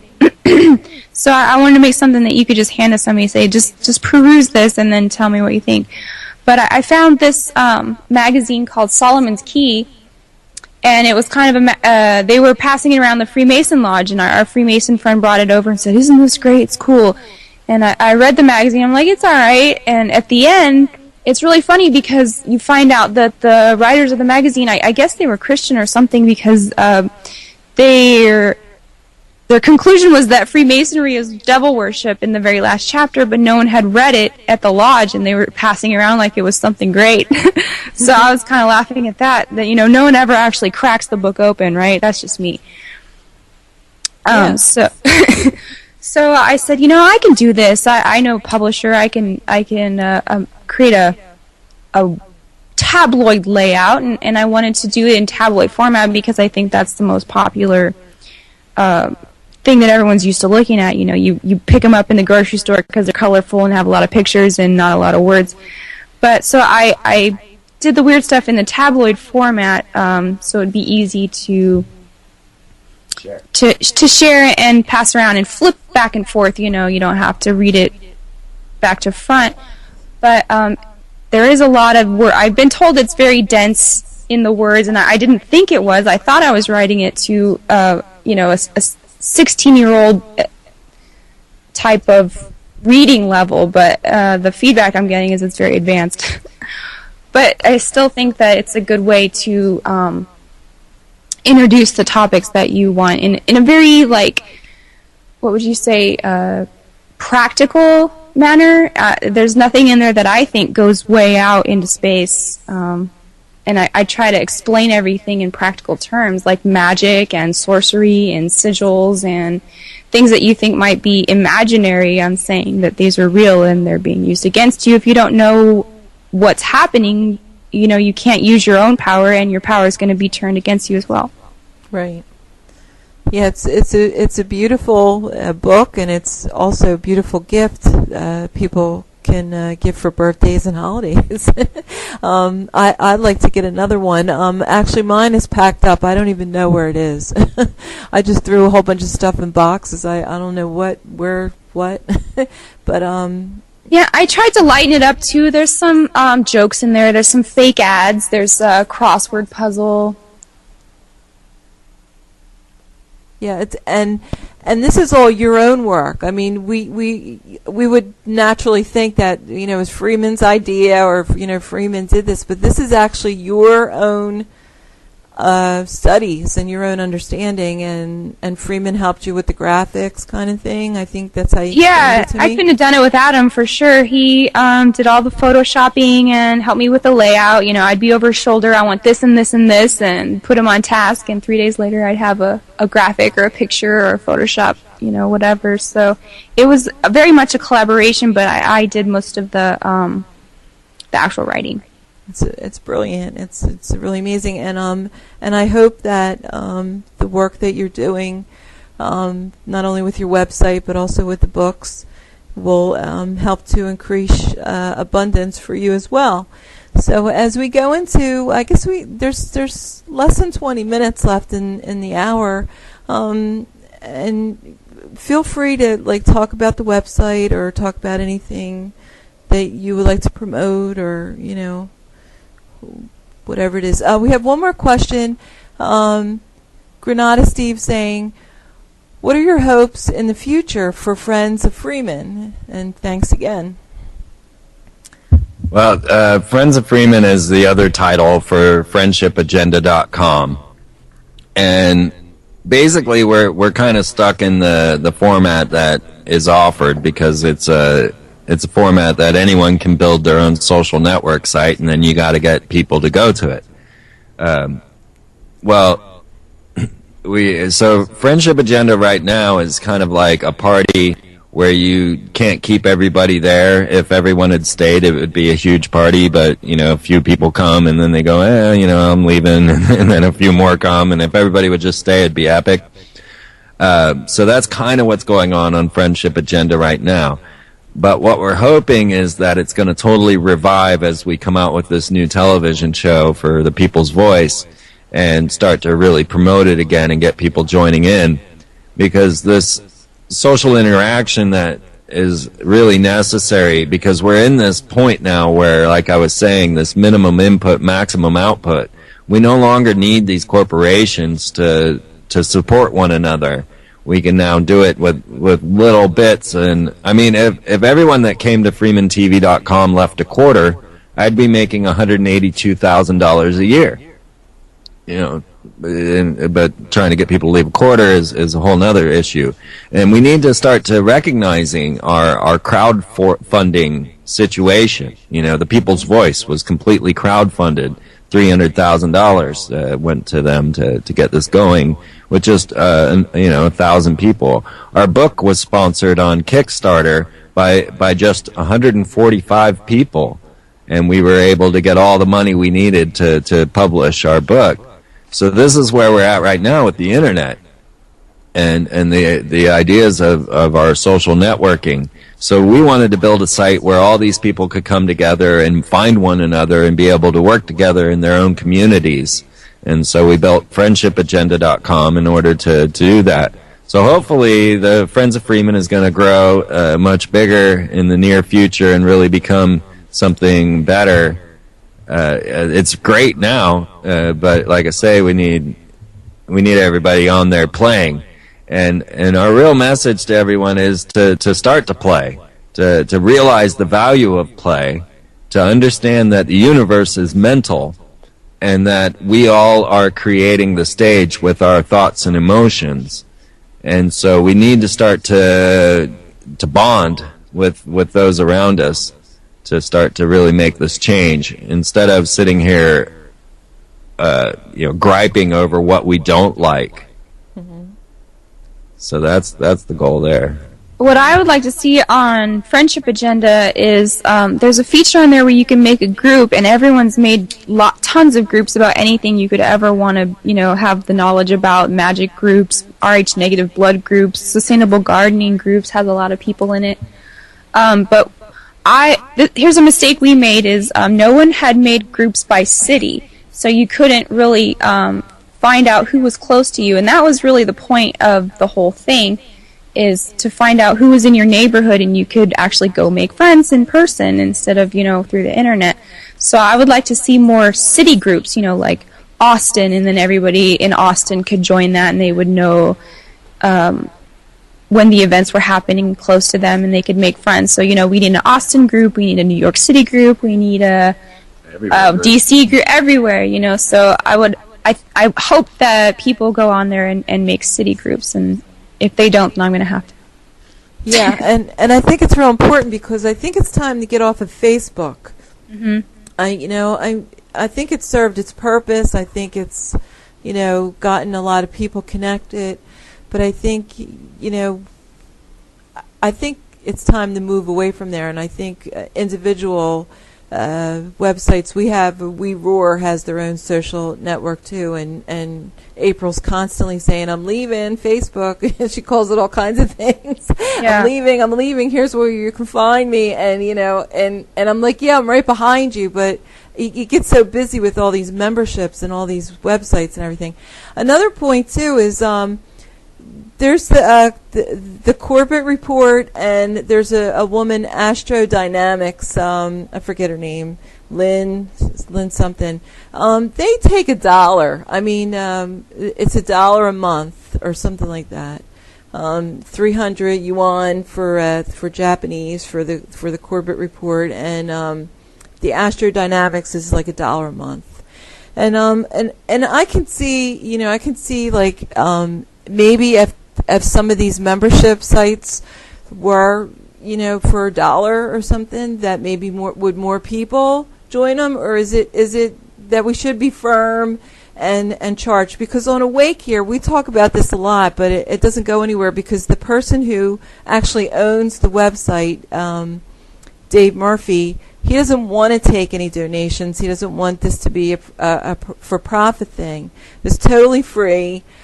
He paid for the website. He set it all up, and we're just all hosting on here, doing this out of the love for disseminating the information.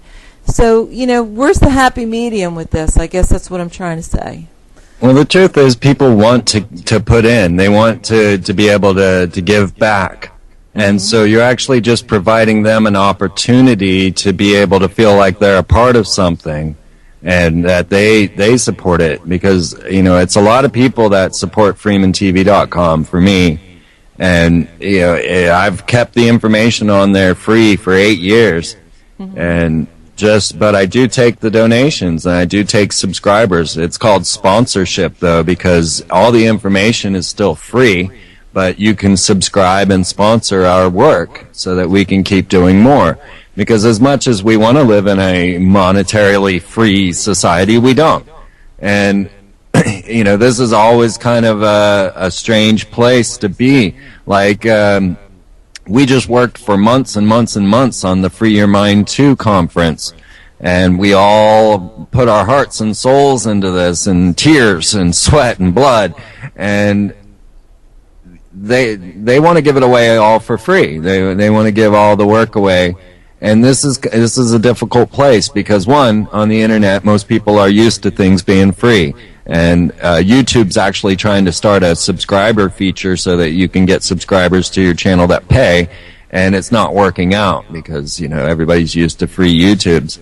But it does work out when it's minimum input, maximum output. But of course, on another level, we live in a paranoid time, so having people sign up for PayPal and such is always kind of difficult as well. Nobody wants to give their name and address over to a computer and say that they're sponsoring, this alternative media. So there's kind of a glitch there. But of course, we have a P.O. box. If anybody ever wanted to write us and send us anything or just say hi, you can go to the store on freemantv.com and get the P.O. box. I won't bother saying it now. But you can write us by mail. You can send us donations that way or anything. But I think it works out in the benefits because, one, we put months and months and months of work into these things, and you couldn't do this. The only reason I was able to produce a television show was because I was homeless, right? Mm-hmm. Because right. You can't do this. It takes every minute of your time. It takes 10 hours a day, and no one realizes the amount of effort that goes into creating all of this stuff. And then we do have to have internet access and a home and a computer and all of that to make this happen. So, people like to be able to kick in and not have to, it's an easy way to support something without having to get out of your house and actually go. So I don't know. It's a weird mixture right now. We get a lot of flack about asking for money on things, and then at the same time, if you want this to happen, you got to support us. And at this point, like I was saying, it's so easy. Like I say, if people just dropped a quarter at the website each day, or like a tipping system, like you're, in a service industry. I was a waiter for many, many years, and, $2 is less than you give to your barista. And if I got $200 from everyone, then I'd be making about $500,000 a year, which is crazy, right? And honestly, okay, I don't know how I'm paying rent this month, right? That's where we're at every month. And if you go back and listen to the Free Zone, my old radio show, and you just listen to the last show of every month, you'll hear me saying, hey, I'm about to be homeless. I'm about to be homeless. And when I mention it, then people kick in. Otherwise, they just think everything's going away and going grand. And but no, we got to be able to support these alternative medias, and this is our time. This is a moment when it can actually happen. You can actually ask 1 million people for $1, Right. No, and I absolutely agree with you. I'm one of the ones who had said that maybe we could put a donation button up just to pay for the cost of the website, not for to pay any of the host or anything, but just to keep the maintenance up in case something happened. We don't really have a web developer. Dave Murphy's on a walkabout somewhere. He's not even really participating, although he's a big part of this. So and we just want to help him. We want to help support him, but that's not what he wants to do, and he gets the final say and everything. But I totally agree with you, and I love the work that you're doing, and I'm amazed at the work that you, Jamie, and Monty have helped to present, even in the last couple years. I wouldn't know half of what I knew about anything if it wasn't for the work that you've done. And I'd like you to just, repeat your websites and just remind everybody where they can find you. And thank you so much for sharing this wonderful experience with us. We're very privileged to have this and very honored to have you come here, and maybe we're the first people you're really talking to about this. But it's beautiful. It's absolutely beautiful that you're doing this. Yeah, it's not too often I get Jamie and Monty on the air with me. So it's good, and with all of the doom and gloom that's coming out, this is the other side of the puzzle that needs to be released, and we really wanted to show it to you in epic style. So hopefully we'll get this movie together and be able to really show you what happened aboard Miss Emily, because it was amazing. And to show you how good humanity really is, and how many wonderful people are out there. So we were really hoping people would follow along quite a bit more, but we ended up losing a lot of people when I ended the free zone and started the friendship agenda because they didn't know where to follow, and yeah, it just didn't.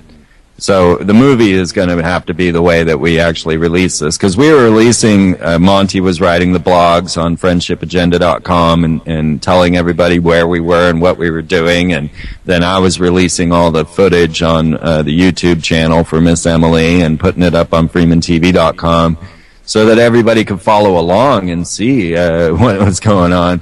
But it really needed the tale. It needs the story to be told, not just the events that happen. So, yeah, absolutely. Go over to freemantv.com. Check out everything that's there. It's going to take you a decade to really get through it all. You probably never will. But it's all different. It's all new. It's all everything, you know. I try to stay on the forefront of things and prepare you for what's coming. And I think I do a pretty good job of it. Haven't been wrong yet. So, you know, we're still trying to keep that going forward. Anything you guys want to say to the world? Oh, come on. Thanks for listening. Yeah. Thanks for having us on. It's been fun. Well, thank you, Monty, and thank you, Jamie, and thank you, Freeman. We're just so blessed to have people like you sharing the friendship agenda, you know, keeping us abreast of just the really weird stuff that's happening in our world, and also the beautiful, loving things. And, you know, we'll just keep planting gardens and keep sharing and have block parties. Sounds like a fun ride. Thank you so much. Get to know thy neighbor. Yes. And, thank you so much. Well, thank you, Chrissy. Thank you. And you guys have a wonderful every day. And I'm sure we'll be talking to each other soon again. Thank you. Bye. Bye, Jamie. Have a great time today. Bye, Monty. Thank you. Bye. Yeah, Bye-bye. Enjoy. Love you guys. Okay, well, there you have it. The Friendship Agenda, Miss Emily, Freeman, Jamie, and Monty, all on Awake, and we roar. And we'll have that podcast up as soon as possible. And I want to thank everybody at Awake and everybody at We Roar for making this happen, for making this possible. It's awesome. Love you guys. And get the right tool here. We'll go out with Oddball, if I can find it. You see what sending out them negative waves did, Moriarty? But Oddball, I did try and tell them, but they won't listen. I tried. Sure. But I did try. Oh, man. Don't hit me with them negative waves so early in the morning. But I can't force them to listen. I can't. Always with the negative waves, Moriarty. Always with the negative waves. Have a little faith, baby. Have a little faith. But I keep trying. Oddball, I keep trying. But they won't listen. They won't tune in. They really won't. Why don't you knock it off with them negative waves? Why don't you dig how beautiful it is out here? Why don't you say something righteous and hopeful for a change? Tune in to Awake Radio for your positive wave.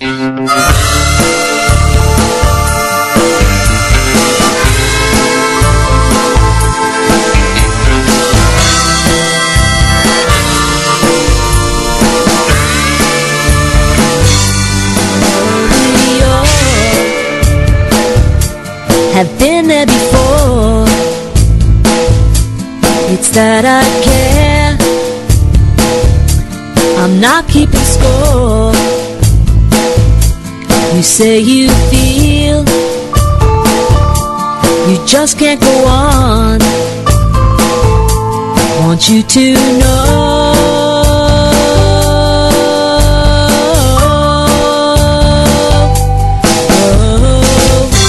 I'm thinking some happy thoughts and all that I can do.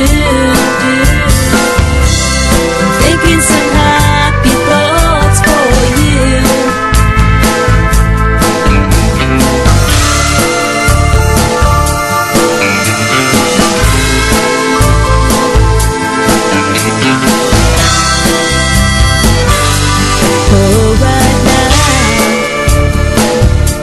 Your sin is desire. You're telling me you can't get much higher. When God made you, He sent me to guide you. Want you to know.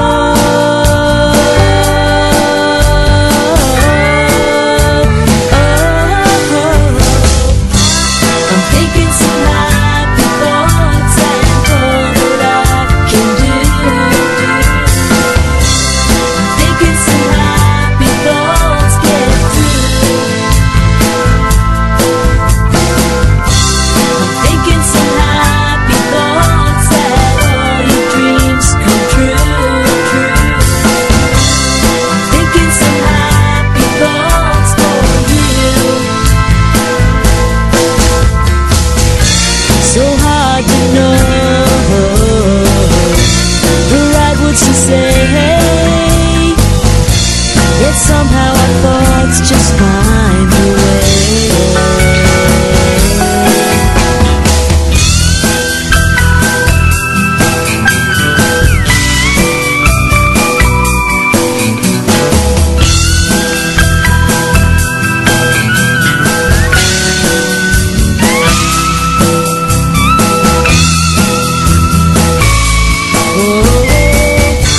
I'm thinking some happy thoughts and all that I can do.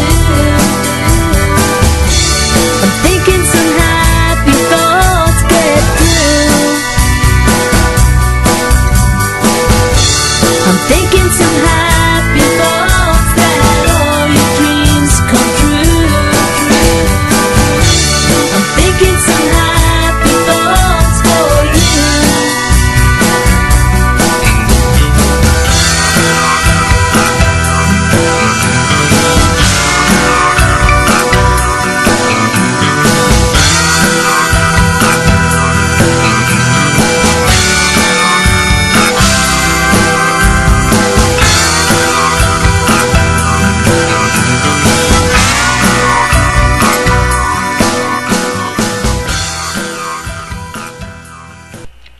A letter from Shaziz.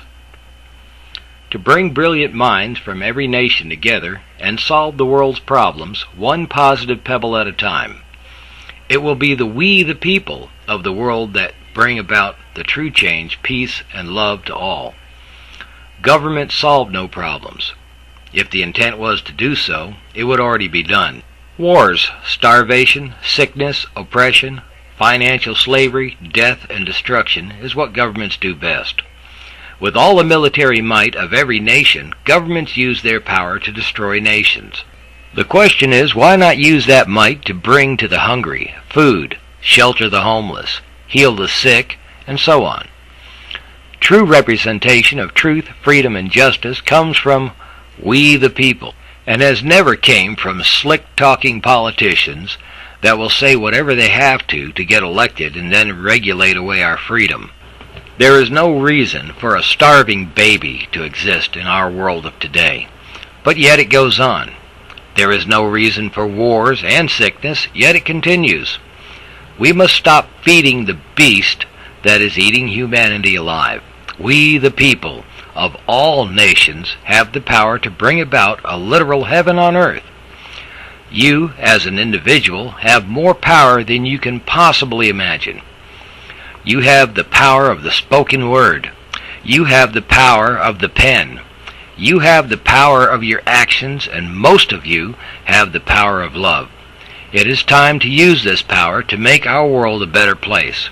We are the founding fathers, mothers, sisters, brothers, aunts, uncles, nieces, nephews, and cousins of our children and our children's children of the future. Into the future and beyond, what we do today will define the world that they live in tomorrow. Let us from every nation come together and make that future a great one. From Shaziz, peace and love to all.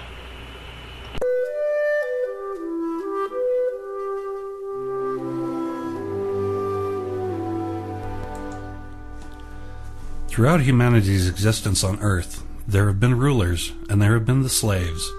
Which line do you fall into? An easy question with a not-so-easy answer. The fact of the matter is that by merely being able to listen to the sound of my voice automatically puts you into what I call the real 1%. Nearly 7 billion souls on this tiny speck of sand in this universe. Most of them, nearly 6.5 billion, try to scratch out a living on less than $2 per day. The disparity between the haves and have-nots is incredibly wide. Yet, you are the 1%. The 1% which has access to clean water, food, electricity, internet, education, the list goes on and on. Daily, we are conditioned to make money, pay our taxes, because it's patriotic, buy things we really don't need, and to teach our children to do the exact same thing. We live in a world where they're told our personal self-worth is measured by the money we have and the things we own, sometimes not realizing we really don't own anything. After all, we can't take any of it with us when we leave this little speck of dust at the end of the day. We're made to believe that we are unfortunate to those who have more wealth than we do. We are made to believe that because of this disparity, we are the downtrodden, the disadvantaged, without ever looking at the full picture.